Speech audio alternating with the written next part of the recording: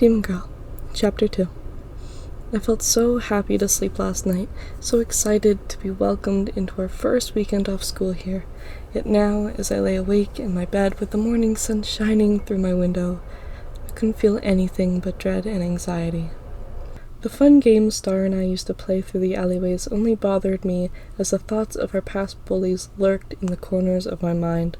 They trapped us in those alleyways. I sit up, groaning as I rub the sleep from my eyes. I looked up at the roof, noticing the early sunbeams only reaching one side of it. Then my desk, where we had some homework laid out. Star was adamant about getting most of it done so we can enjoy our weekend. And then finally, look over towards Star's bed, and she wasn't there. The thoughts that only filled the corners of my mind now filled any space it could. What if they had her again? What if she was missing? I jumped out of bed, a loud thud echoing in the room as I ran towards the window to see maybe somehow she was outside and I could see her and it would be fine. I felt my breath hitch in my throat as I couldn't see her anywhere. I turned towards the door of our room and just got about halfway across the room before I heard Star's voice ring through the halls. "Hey Emma, are you awake?"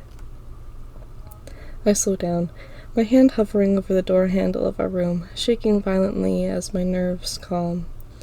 I watched it shake, and the fear I had running through my veins was replaced with guilt.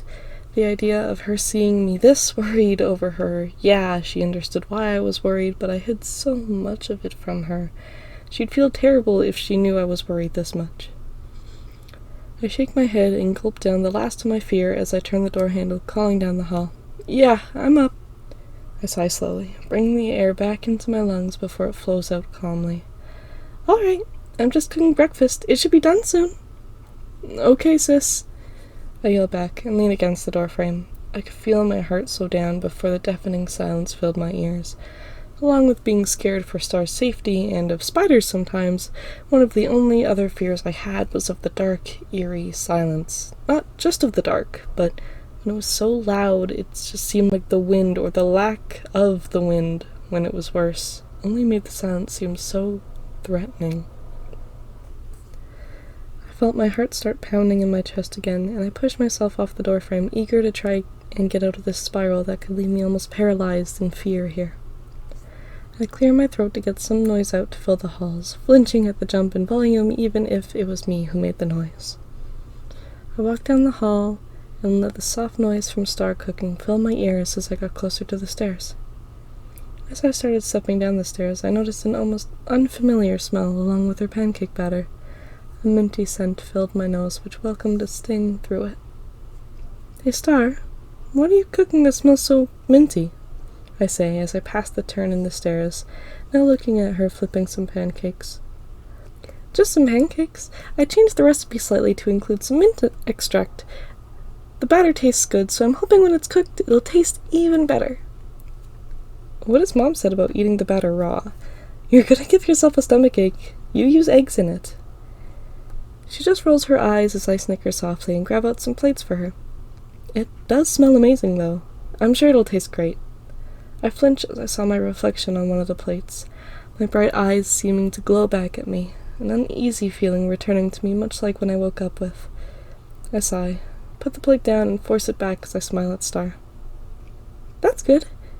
Do you mind putting the stuff on the table for me?" she says, struggling to flip a pancake, giggling softly as she struggles. I look at the pantry and nod.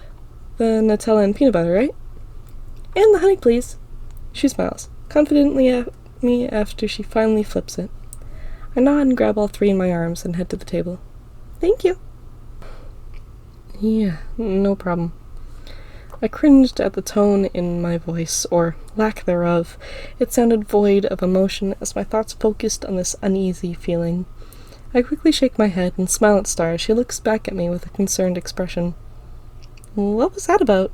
"Nothing. It just felt weird to speak for a second. I'm all good, don't worry about it." I felt this odd lump in my throat now. At least I knew why this one was here. I always got such an uncomfortable tightness in my throat when lying to her. I shake it off and set the plates on the table and pull out some cutlery for the both of us. I sit at the table patiently as Star comes around and puts a stack of pancakes on the table in front of the both of us. It smelled even better right in front of me, still steaming in the cold air of the house. Oh wow, these look great, Star, I say, putting 2 of them on my plate. Thank you. I even cooked extras with your appetite recently, so feel free to eat as much as you want. I looked down, guiltily, as I clenched my jaw. With this uneasy feeling, I felt anything but an appetite. But I wasn't going to skip breakfast. I wasn't going to skip anything she cooked for me. And that's ignoring how good it always tastes. Once we finished breakfast, there was an odd yet almost calm and welcoming silence between us as we sat at the table. I looked down at my plate with 1 pancake still on it. I had only eaten 1, and if that wasn't enough cause for concern, in Star's eyes she could see the uneasy expression as I basked in the silence. Emma? I flinch as I look up at her. Are you okay? I pause, the tightness coming to my throat before I could even open my mouth. Yeah, I'm fine. Sorry for making you worry, though, I say as I get up, put my last pancake back on the stack, and offer my hand out for her plate. Are you sure? She mumbles, placing her plate on my hand with a grateful smile before it returns to concern. Yeah, I'm sure it's nothing, or if it is anything, it's probably just stress from all the new stuff or the homework. Oh, well, maybe we could go for a bike ride later. That always seems to cheer you up. I cringed as memories flooded through my mind, thoughts and feelings I wasn't ready to uncover again, things that only happened a few weeks ago, just before we moved here. I gulp it down and start the water as I rinse off the plates. I wasn't going to tell her that because of them I hated the idea right now. Our old bullies. God damn it, I wanted to let it go so badly. Yeah, sure, I mumble, trying to mask my feelings by scrubbing off something the plate that wasn't there. Hey, Star says softly, getting my attention once she stood up. I relax my shoulders and turn off the water, keeping my hands in the sink so I don't get water on the counter. It's gonna be okay, she said, placing her hand on my shoulder. I bit down on my tongue as I looked back towards the sink. Still sucks, I mutter. They attacked me. I don't understand why you're so hung up on defending me from them. She was trying to be optimistic about the situation. She always was. Hell, even most of our old friends defended my actions, but I couldn't. You know why. She sighs at my stern words. Yeah. She pats my shoulder softly and starts walking away. Either way, they can't hurt us, so let's go for a bike ride. Groan softly and dry my hands. Yeah, alright. I'll grab our helmets. Go unlock them for me? Okay, she says, quickly getting her shoes on and heading out the back door. I grab our helmets and slip on our shoes, ignoring the messy laces as I toss my sweater over my shoulder. She looks at me with an odd look as I open the door. I tilt my head at her, questioning her look. You're going out in your pajamas? I flinch and look down at myself, laughing softly. Guess I forgot to change. I'll be right back, I say, setting down the helmets and my sweater on my bike. Take your time, she laughed as the door closed behind me. I quickly run upstairs, my footsteps softening as I get closer to our mom's room. I quickly get changed into some casual clothes, and then I'm back out the door and racing down the alleyways beside Star on our bikes. It was a nice day to go for a bike ride. The sun was shining, the air was clean and welcoming to my lungs. It filled me with life as I watched the clouds pass over us. The gravel moved under our wheels, and the wind tangled our hair behind us. Thank you, I say, looking at Star. I watch her stop pedaling as she looks at me. For what? Convincing me, even if I agreed. I breathed in, soaking in the calm air. She just giggles and shakes her head. I know it's hard, but it's really fun to go on bike rides, and it's good exercise. I nodded softly and lost the tension in my shoulders as I looked towards the pebbles as I passed over them. I wish there was something new that wouldn't spike up so many bad memories, I mutter, shaking off the feeling. Eventually we might find something new, Star says, smiling at me. I give her a weak smile back and nod. Who knows? Maybe I can get my license soon and we can go on car rides instead. That wouldn't be too bad of an idea. I pause as something red catches my attention. Oh, but if we were to go on drives, then we wouldn't end up finding berries. I slow my pedaling down as I go towards it. Oh, that's a good point. Remember all the berries and apples we found in the old alleyways? I wonder how many there are around here. She slows down and comes towards where I had stopped. Yeah, maybe there are some cherries too. I hop off my bike and lean against the fence, next to the bush that was sticking through the planks. I sit down on a small patch of grass near it and wait for Star to hop off her bike. She does so and sits beside me, leaning her bike against mine. Some of these are still green, she says, lifting a few leaves and revealing a good number of raspberries. But there are a few that are good. She quickly picks them, taking extra caution not to hurt the plant itself by twisting off just the red berry part from the stem. You want some? Yeah, sure. I smile and take a few from her hand as she opens it towards me. Thanks. I smile at her softly before popping one into my mouth. We sit there for only a few minutes, eating a handful of raspberries so we don't take too many, leaving the ones that just aren't ripe yet for another time. I watched the sun pass over us and peek from behind the clouds. The wind, as it blew through the alleyways, was refreshing, almost cold, but not quite. I rest my head against the fence behind me and just take in this moment to relax and breathe. It wasn't something I did often enough. This is nice, Star said, resting her arms on her knees. Her hands were outstretched in front of her as she watched the clouds move. I followed her gaze to the clouds once again and nod. Yeah.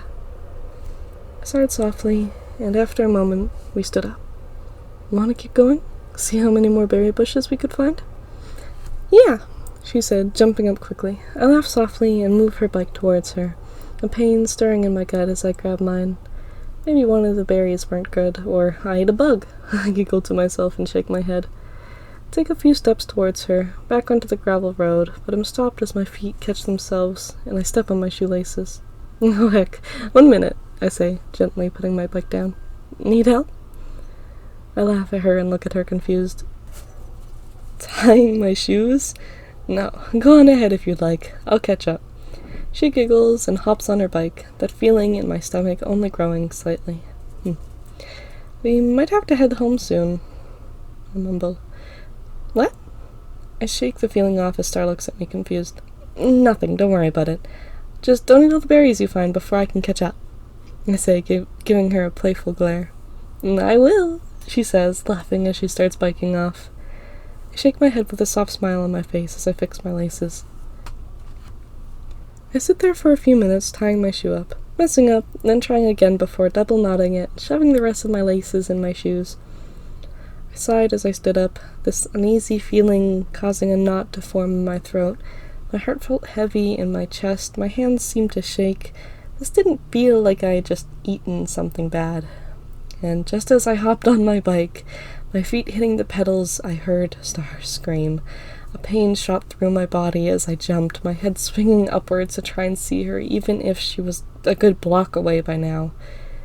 I wished I could just say that it was anxiety, but usually anxiety is for no rhyme or reason. But her scream was just like the one before, the fear she had when her old bullies cornered her, and I was forced to fight. I closed my eyes tightly as I slammed my feet down on the pedals, my tires sliding on the gravel before they caught. I just kept pedaling, as fast as my legs could muster. My body was on autopilot as I sped towards where I heard her call from, my mind filled with memories. Haunted memories. My hands gripped the handlebars in tight fists, my knuckles white and the plastic covers almost bursting under my fingers.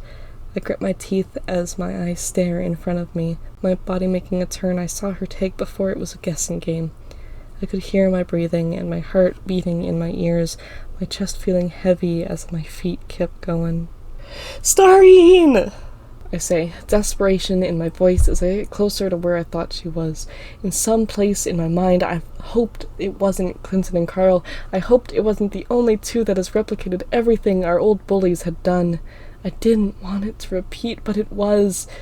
I shook my head, forcing myself out of my thoughts as I heard her talking softly. Her voice was shaky and low, but as weak as it sounded, at least it sounded confident. I felt my jaw get sore as I clenched my teeth harder. My eyes widened as I turned another corner just to see her bike on the ground. Flashbacks replayed in my mind just like the day I found her. Our old bullies had jumped her on her bike, and as I heard her whimpering in pain, I saw her bike lying on the gravel just in front of where they had cornered her. I jumped off my bike as I got close. I didn't care how it slid and hit the ground harshly. I couldn't care if it broke into a million pieces. I felt my feet hit the ground. Hard thumps rattled through my shaking body as I stormed into the small, shadowed space where I could hear her voice. And then I froze. I stood there shaking, frozen, as I saw them and Star. Clinton and Carl had her pinned against the wall, and all I could see was Jason and Devin. And then I could see Star, in my mind, bruised and bloody, laying limp in my arms. "Oh, look who decided to show up. Guess this little mouse wasn't lying," Clinton said, turning his head towards me. His words didn't even reach my ears as I stared at them. The scenes are replaying in my mind. I felt my vision blur as tears filled my eyes, a painfully familiar warmth in my hands. "Hey, I'm talking to you," Clinton yells, yet silence falls as a response. "Emma?" "Shut it!" Clinton yelled at Star, glaring back at her before he narrowed his eyes on me again. I look at the ground, scared to keep looking at them, but the scenes kept replaying. The way I fought like I was made to do. I looked down at my hands. Redness in my palms burned through them. I didn't want to keep going. I didn't want to hurt them like I hurt Jason and Devin. I didn't want to use my magic. I didn't want to send them to hell as well. "Freak," Clinton muttered, looking back at Star. "What the hell is with her? What is she?" I felt a cold chill run up my spine. He knew, he totally knew, and if he didn't before or didn't get it out of Star already, he was going to. I bit down on my tongue as I looked past my hands just to see the shine of a metal pipe laying next to the fence. "Carl," he mumbled, looking down at the small kid. He was the same age as us, but probably a whole foot shorter. "Right," he mumbled and rummaged through the pocket of his sweater, another sharp and bright gleam catching my eyes. I didn't even let him pull it out of the way. I saw the handle, the sharp silver glare, and I acted. I didn't want to hurt them, but I didn't want to use my magic. I didn't want to use any sort of weapon.